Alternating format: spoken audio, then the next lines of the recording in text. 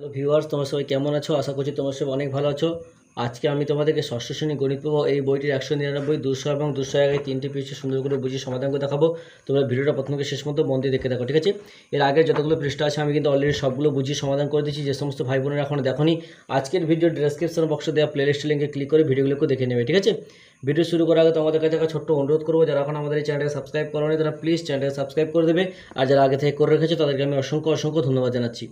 এখান থেকে কী বলছে এবারও একটি অন্যরকম চতুর্ভুজ পাওয়া গেল। এখানে একটা চতুর্ভুজ নিয়েছে যার নাম দিয়েছে কি MNPO, ঠিক আছে? এই MNOP চতুর্ভুজে MN ও P কি বাহুদ্বয় পরস্পর সমান্তরাল নয়। তাহলে দেখো MN, এই যে MNPO কি বলছে? পরস্পর সমান্তরাল নয়। তাহলে সমান্তরাল কখন হয় আমরা জানি যে দুটো বাহু পরস্পরকে ছেদ করে না। কিন্তু এই দুটোকে যদি বাড়িয়ে দাও, এটাকে যদি তুমি আরেকটু বাড়িয়ে দাও না, আর এটাকে বাড়িয়ে দাও, তাহলে দেখবে পরস্পরকে গিয়ে ছেদ করে যাবে। তাই এটা কি সমান্তরাল নয়।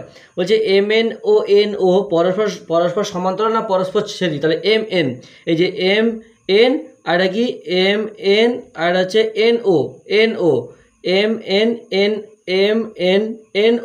এরা পরস্পর ছেদি, ঠিক আছে? দেখো পরস্পরকে ছেদ করেছে।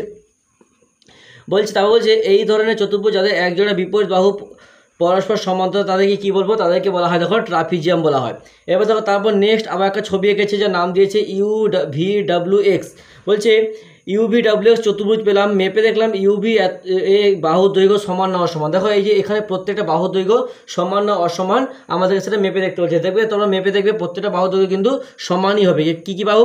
UV একটা বাহু, VW একটা বাহু, WX একটা বাহু, XU একটা বাহু। বলছে মেপে দেখলাম UV, তাহলে UV কোনটা? এই যে UV, এই যে UV আর এটা কি XB, এই যে এইটার সঙ্গে এইটা সমান না সমানের মাপতে হবে। তা আমি যদি মানে স্কেলের সাহায্যে মেপে দেখে নিই, দেখো এটা কত ডিগ্রি, কত হচ্ছে, কত সেন্টিমিটার? এটা দেখো এটা হচ্ছে 5.9, এটা কত হচ্ছে? এটা হচ্ছে তোমার 5.9, একই, ঠিক আছে? তাহলে এটা কী হবে? এটা হবে সমান। নেক্সট দেখো 200 নম্বর পৃষ্ঠায় কী বলেছে?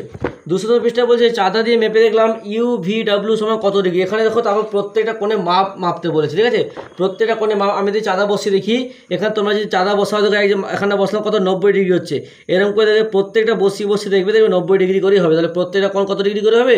প্রত্যেকটা কোণ হবে 90 ডিগ্রি। এখানে বসিয়ে দিলাম 90 ডিগ্রি, এখানে বসিয়ে দিলাম 90 ডিগ্রি। তাহলে প্রত্যেকটা কোণ কত ডিগ্রি করে হচ্ছে? প্রত্যেকটা কোণ হচ্ছে 90 ডিগ্রি। তাহলে আমি এখানে প্রত্যেকটা কত 90 করে বসিয়ে দেবো।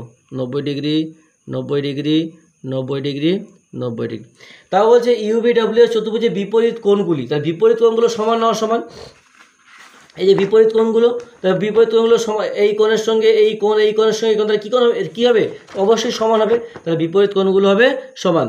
বলছে UVW এই যে প্রত্যেকটা কোণ সমান, মোট তাহলে টোটাল কত ডিগ্রি? তাহলে দেখো 4টে 90 আছে, 9 কত? 9 36, তাহলে 360 ডিগ্রি হচ্ছে। বলছে এই ধরনের চতুর্ভুজ যাদের প্রতিটি বাহু দৈর্ঘ্য সমান কিন্তু কোণগুলো সমকোণ হতেও পারে আবার নাও হতে পারে, তাদেরকে কী বলবো? তাদেরকে বলা হয় দেখো রম্বস। তাদেরকে বলে যে বাহুগুলো যে মানে চতুর্ভুজের প্রতিটি বাহু দৈর্ঘ্য সমান কিন্তু কোণগুলো সমকোণ হতেও পারে আবার নাও হতে পারে, তাদেরকে বলা হয় রম্বস। তারপর দেখো নিচে কিছু ছক দিয়েছে, ছকটা আমাদের পূরণ করতে হবে। দেখো আয়তক্ষেত্রাকার চিত্রে বিপরীত বাহুগুলো কি সমান দৈর্ঘ্যের সমান, টিক চিহ্ন। সমান্তরাল ঠিক, সব বাহু দৈর্ঘ্য কি সমান? তাহলে ভুল, এটা সব বাহু দৈর্ঘ্য সমান নয়।